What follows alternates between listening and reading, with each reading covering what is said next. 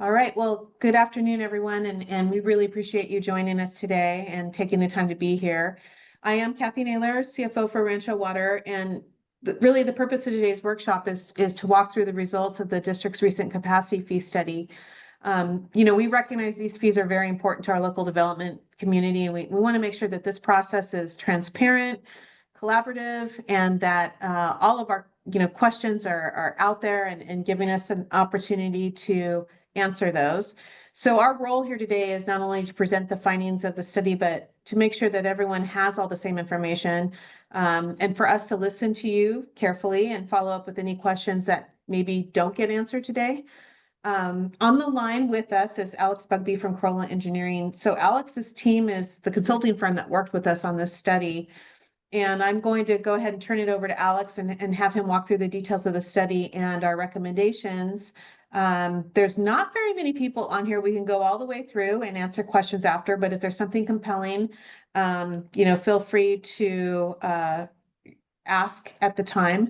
I find sometimes when we're in the moment, it's a little bit easier to get some clarity. So with that, Alex, it's your show. Thanks, Kathy. Good afternoon, everybody. As Kathy said, I'm with Corolla Engineers. So we completed the update to the rate study back a couple years ago, and then as you know, another component of that project, we also are kind of doing this update to the capacity fees, which we've just completed.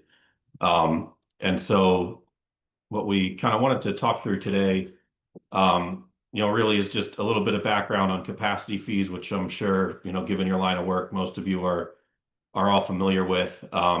Some of our study objectives. So what we, felt that we needed to update and why for this go around, the general methodologies that we're using to update the fees, and then our proposed fee calculations, some of the financial and policy considerations, and then our next steps on the analysis, which really at this point is mostly kind of implementation outreach things as far as the next steps go.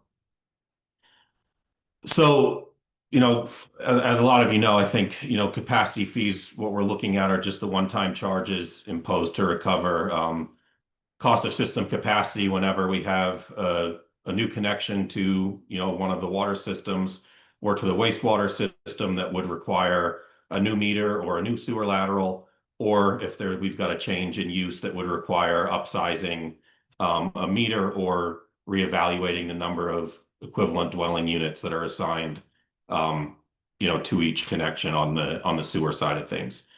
The last time we completed a comprehensive study, or Rancho completed a comprehensive study, was back in 2018. Since that time, the fees have just been updated annually to reflect the Engineering News Record CCI.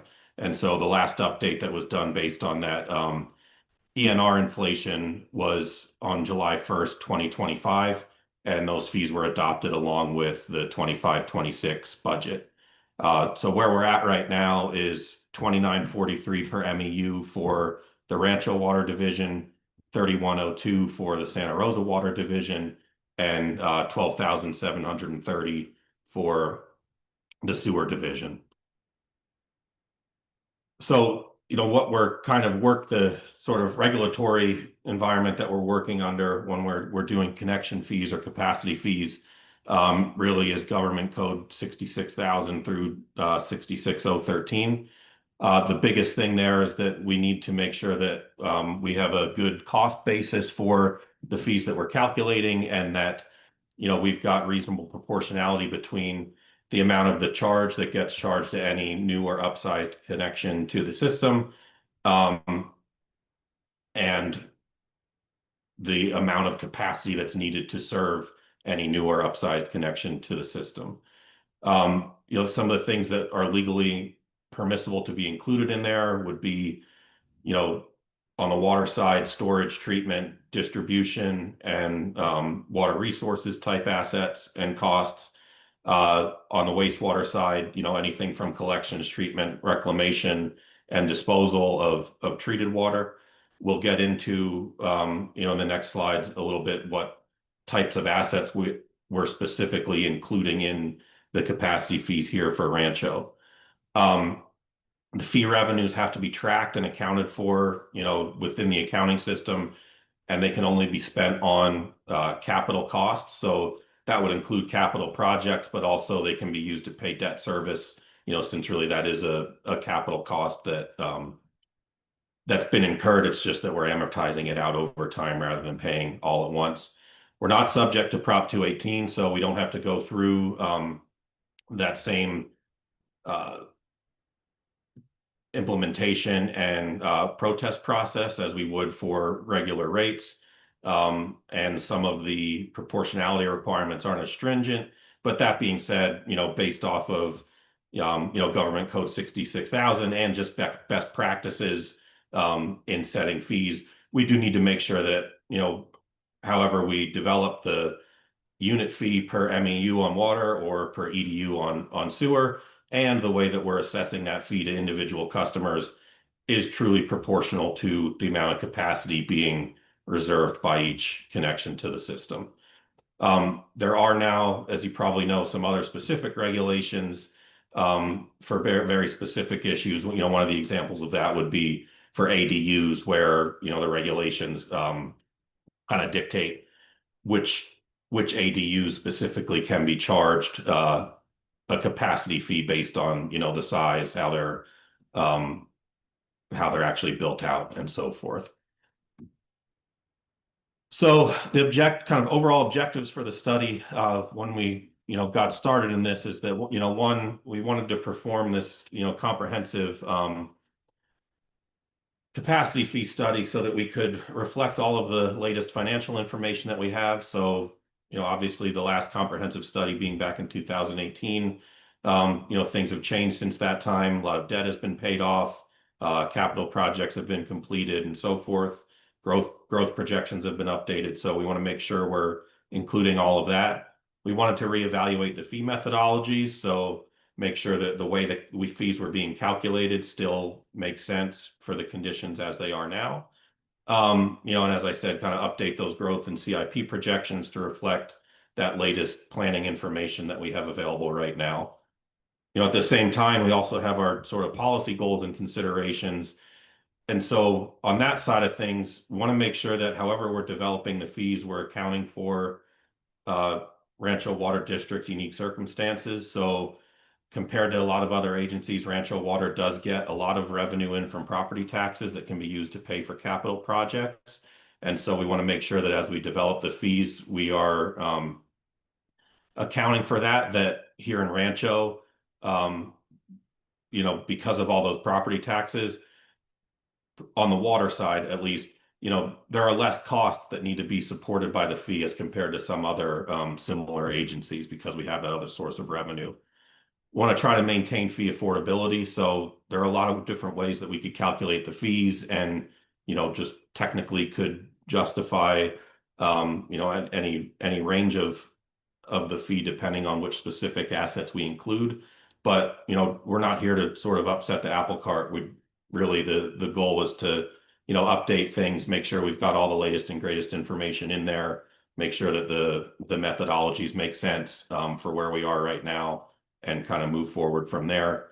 And then we also wanted to update the actual fee structure for water. So not just how we calculate the fee per MEU, but how we then assess that fee to new connections or upsized connections to reflect, some of our new development trends, and then also additional information and data that we have available now related to MEU ratios for different sizes of water meters. So quick overview of the basic methodology for connection fees. We've got kind of three basic approaches that are common throughout the industry. The first one would be a system buy-in approach, and that's where we are just trying to recover the value of the existing system as it sits, in or on the ground right now, assuming that that system has been paid for by all of the existing users of the system. And so in that case, we are, recovering an equitable share of the available capacity within the existing system that is there and ready to serve new or upsized connections to the system. And so to calculate that, we would just take the existing system value and divide it by the existing system capacity in MEUs or EDUs, because we want to make sure that any new connection to the system is paying in on par with what all of those existing customers have paid to construct the system up until this point, and do that continued reinvestment in the system to keep it available for the new users. On the other end of the spectrum would be the incremental cost approach. And that would be most applicable for agencies where there's not much capacity in the existing system, or the existing system is kind of at a very early stage in its build out. And so in that case, we'd be basing the fees just off of those incremental costs. So we would look at the expansion CIP divided by the future system capacity in that case. And so what we're saying is all of these new CIP costs need to be constructed to be able to serve new users. The existing system either is not really built out to the extent that it's providing new capacity, or there's no capacity available within it for new users. And so everything is just based off of, the future costs and future growth. The third way is a hybrid or combined approach. And in that case, what we're aiming to do is kind of calculate the value of the system based on where it will be once the system is built out. And so this is most applicable for agencies where existing assets do have some capacity to serve new customers, or the kind of subsystems that those assets comprise are necessary to serve new users, but there also may be some expansion CIP needed to actually build out to that level that we're expecting through our planning period. And so in this case, we would add the expansion CIP to the value of the existing system's total capacity, and then we would divide that by the total projected capacity of existing users plus the future users. So the selected methodologies for this update to the capacity fees, for the water division, we're using the hybrid approach, and we are calculating that fee just using the divisional distribution system assets. So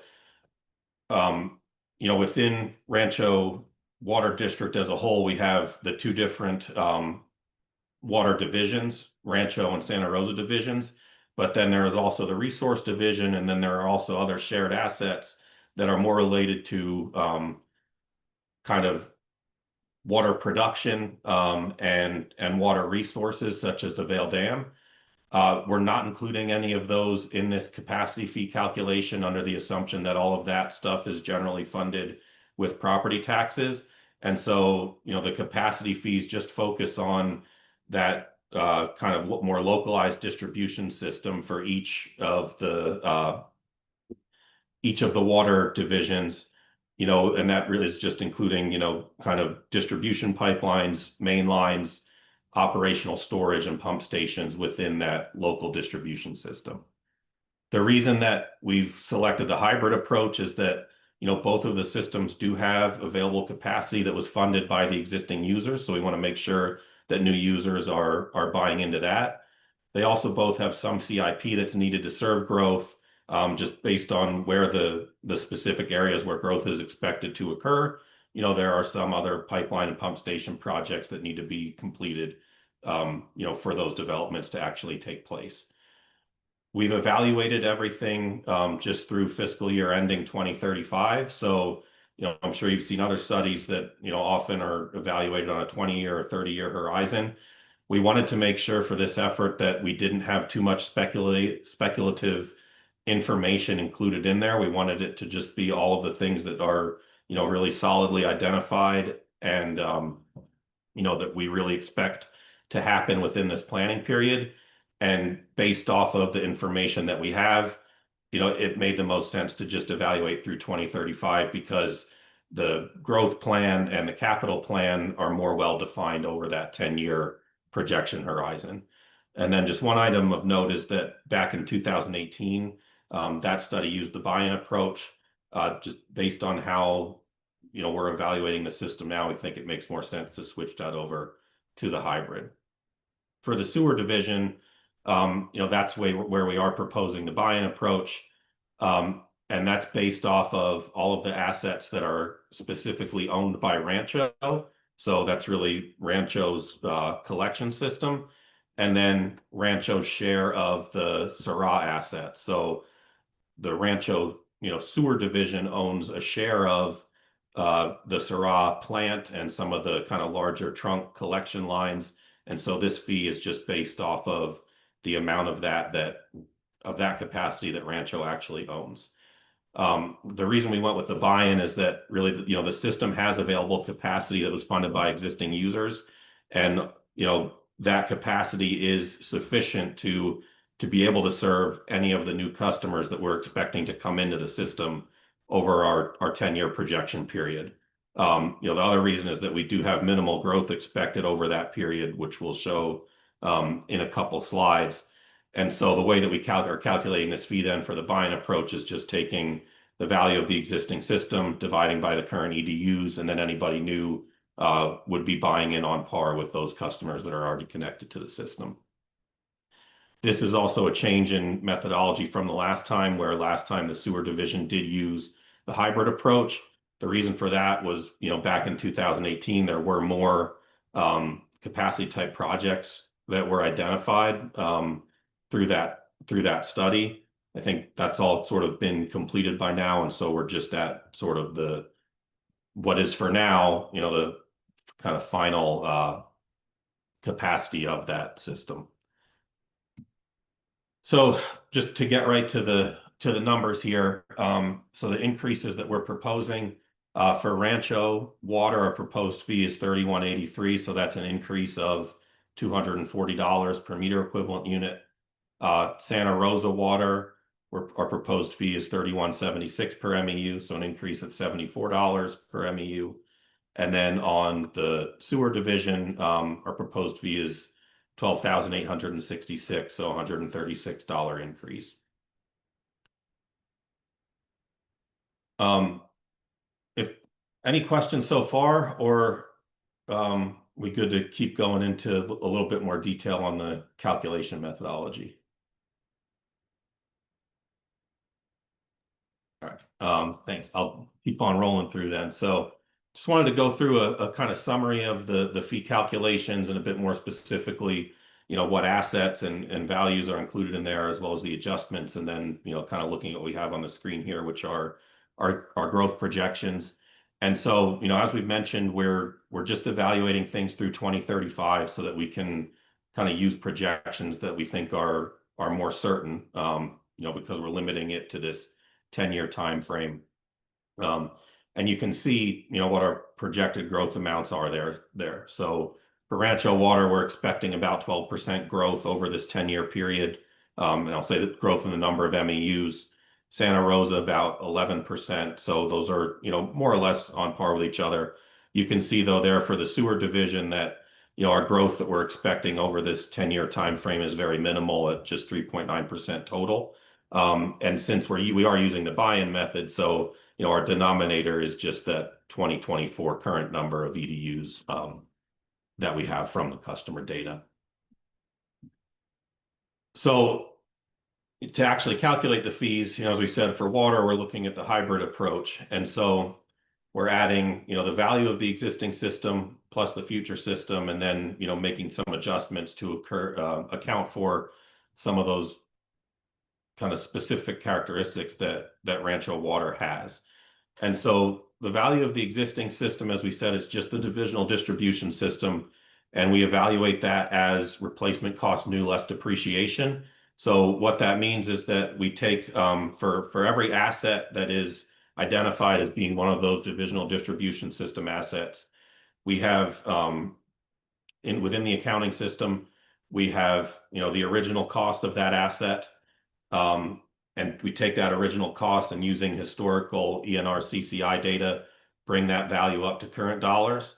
We then look at the amount of depreciation that has been applied to that asset since it was installed, and also bring that value up to current dollars. And then we subtract that trended depreciation amount from the trended cost of each asset, or the replacement cost of each asset. And that gives us the replacement cost new less depreciation. any assets that have been fully depreciated but are still in service are not included in this calculation because if they're fully depreciated, we're assuming that they're not really contributing any value into the system right now for this, for the purpose of calculating this fee. For the value of the future system, as we said, it's just those new development CIP projects. The way that the district kind of categorizes and tracks projects, all of those projects are in their own category, and labeled as new development CIP, and those are the only projects then that are included in here.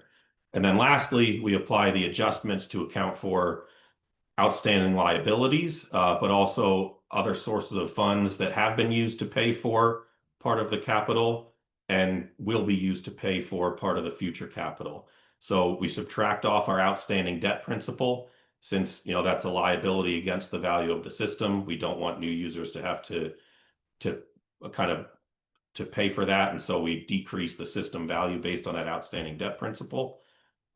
We then also make adjustments for property taxes that have come in from undeveloped property. So we looked back for, I think, 5 years to calculate the percentage of property tax revenue that we are getting in from undeveloped properties. We then use that percentage along with property tax receipt records going back 20 years to calculate how much of the prior debt payments that have been made from property taxes would have been made from undeveloped properties. And so we then subtract that amount off from the total system value. We also then look at our projected property taxes over our planning period, estimate the amount of those that will come in from undeveloped properties, and then we can apply a share of those revenues, the amount that's not going to be needed to pay for debt service to offset the cost of those new development CIP projects. So really in these property tax adjustments, what we're doing is making sure that we're trying to recognize that we have, this source of property tax revenue that comes in that can be used for capital. We know that a share of that revenue has come from these undeveloped properties.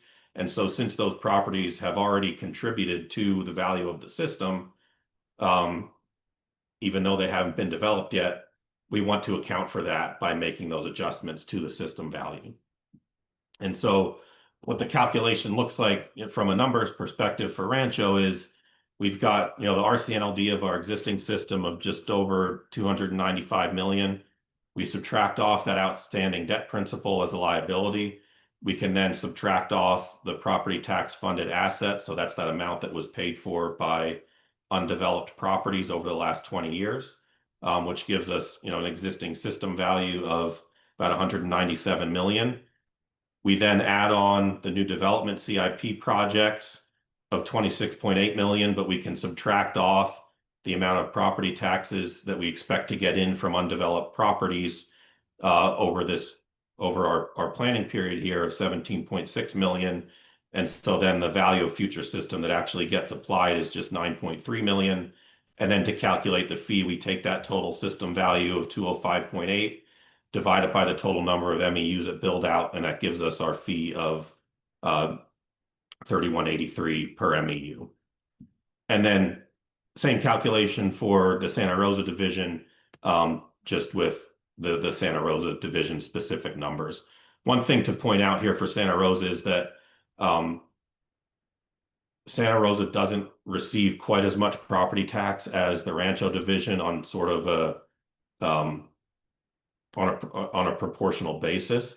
And so you can see that more of the capital in Santa Rosa has been debt funded proportionally. And so we do have a larger, proportionally larger adjustment for that outstanding debt principal in the Santa Rosa division. So for sewer, it's a little bit different because we're using the buy-in approach here rather than the hybrid approach. And so we still take the value of the existing system based off of an RCNLD valuation.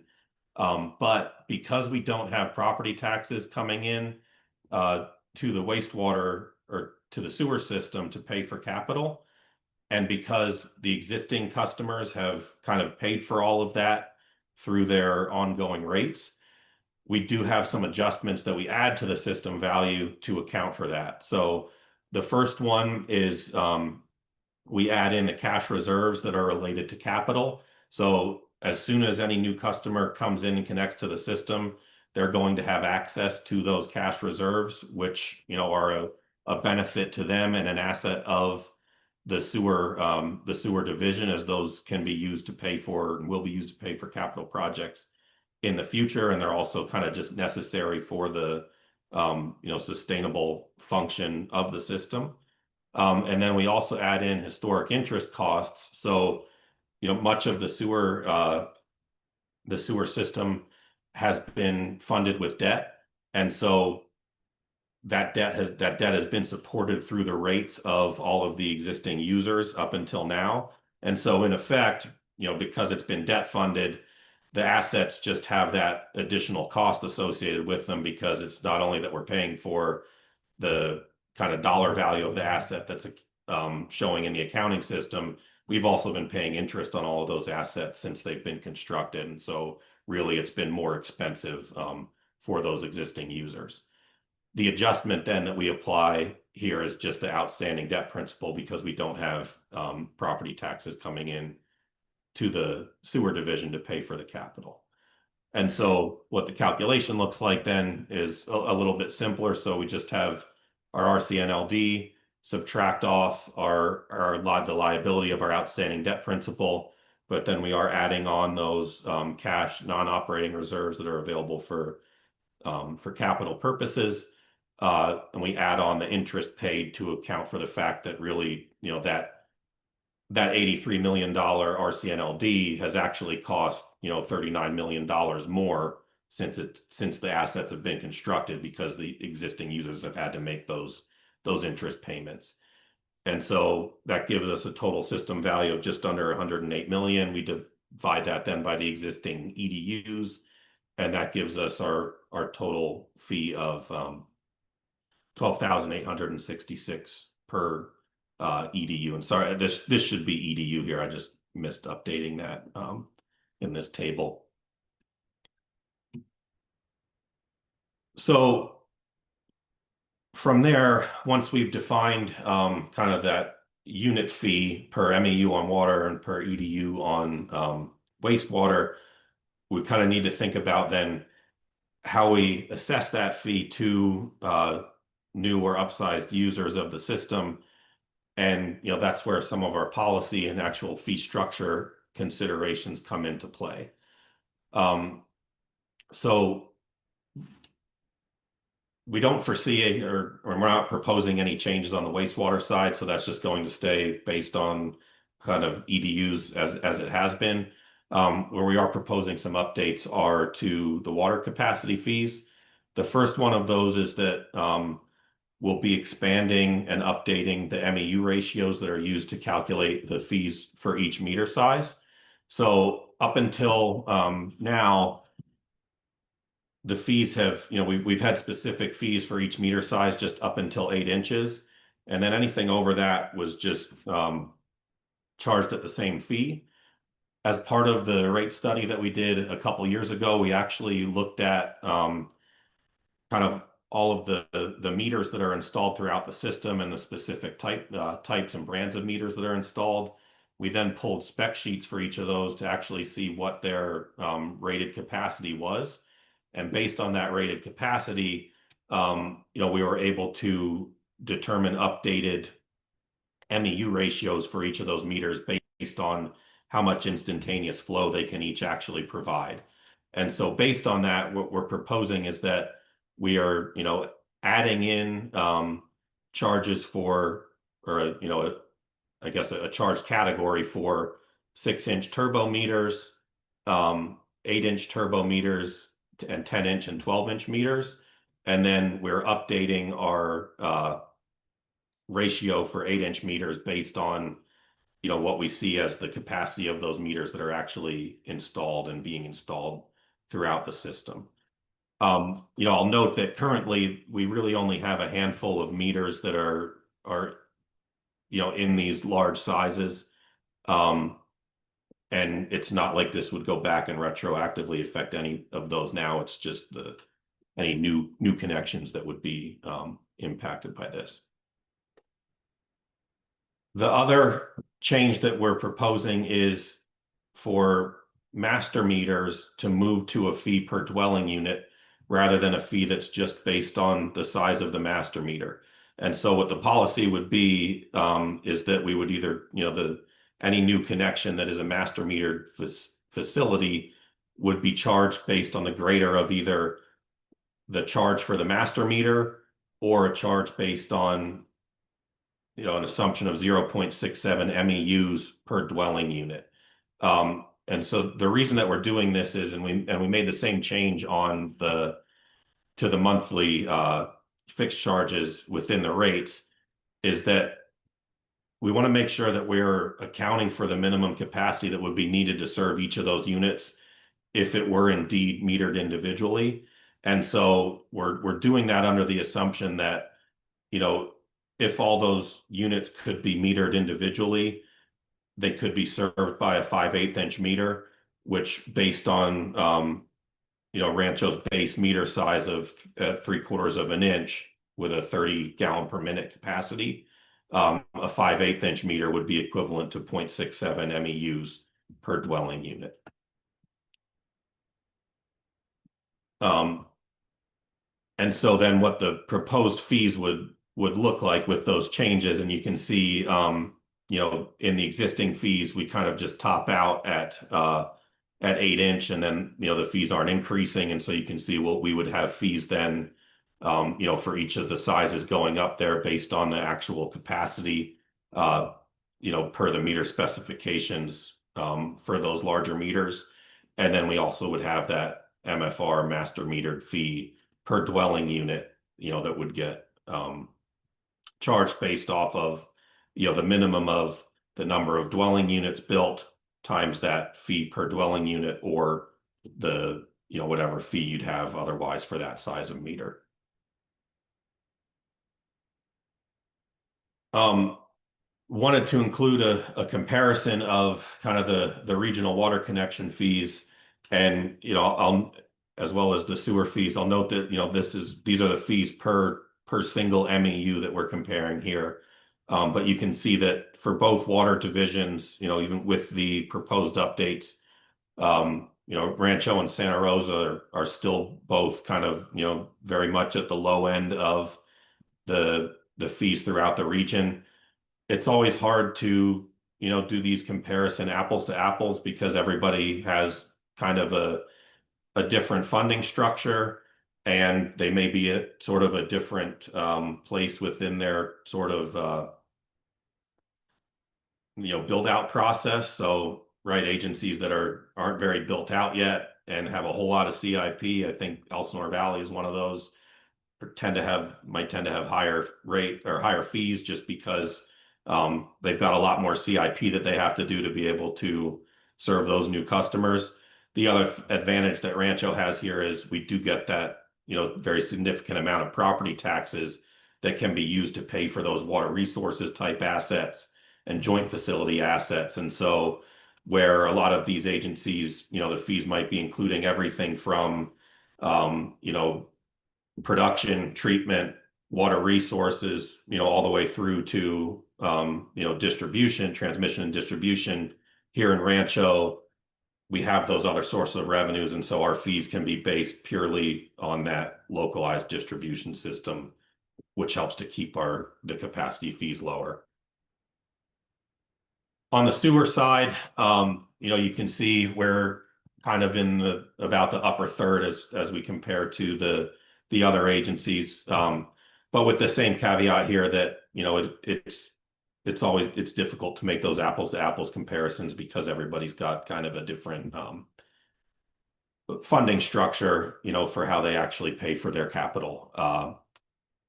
But you can see, we're kind of remain in the same position. So the current fee is $12,730, and so we're kind of staying there in the same general position with this proposed fee. So just kind of where we are in our next steps. So, I forgot to add the date of this call in here, but, we're here on what was TBD is now, September 18th. So having this call with all of you folks, we'll then have, a few more kind of outreach meetings with Marietta and the Wildomar Chamber, and then with Temecula. Uh, we're going before the Finance and Audit Committee on October 2nd, and then the plan right now would be to take the fees before the board on October 9th for approval. And if the board approves these fees on October 9th, then correct me if I'm wrong, Kathy, but the plan is that they would go into effect on January 1st, 2026. Yep, that's correct.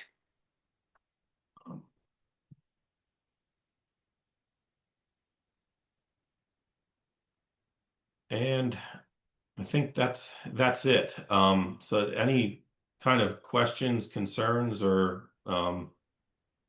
other kind of items that you might want to discuss or talk about? Lou Monville here, Riverside County chapter of the Building Industry Association. Appreciate so much your all's time and effort on this, and informing our members and related stakeholders. Super helpful, and appreciate the presentation and the time today. So thank you. No questions. You're welcome. Thank you, Lou. We appreciate that. And again, I know I said this in the beginning, but we do really appreciate all of you taking the time to attend these.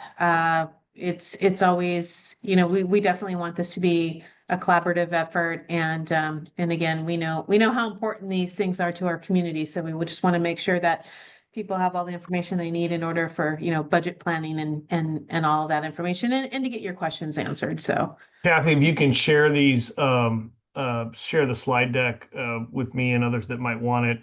If I get any follow-up questions, I can share it and I'll let you know. No, we really appreciate the detail you put into it as well. This is a lot of good background and stuff. So thank you for that.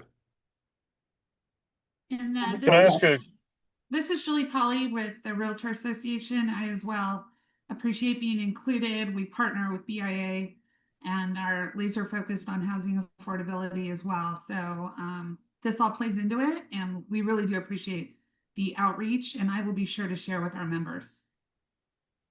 fantastic. Thank you. We couldn't ask for more. So we appreciate your partnership in this.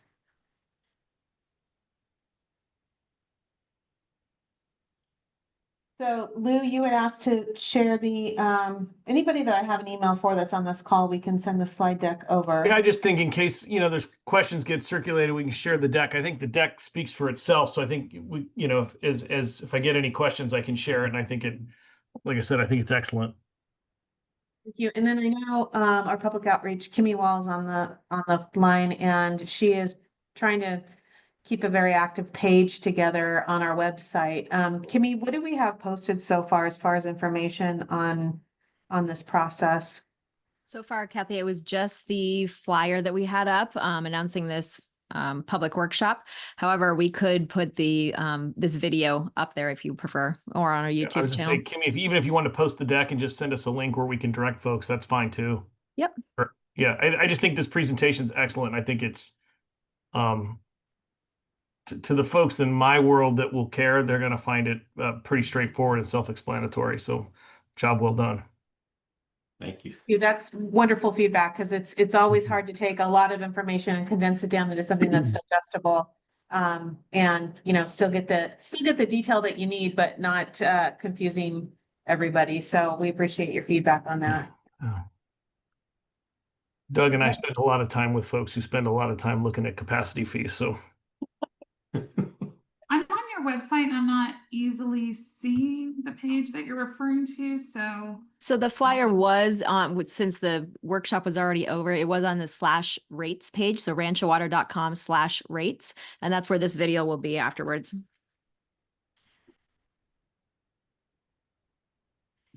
The top of that page will say, understanding your water bill rates and budget. It will be on there. Thank you. all right, thank you so much. Any other questions that we can answer today? None for BIA. Thank you. Okay, great. Well, again, thank you, everybody. And if anything else pops up, any other questions, please feel free to reach out to any of our staff. You'll be directed to the right place, right person. Of course, I'm always available. Who's not on the call today is our finance manager. And I'm sure that you guys have probably, I know Lou, you've interacted with them quite a bit, Bill Moses.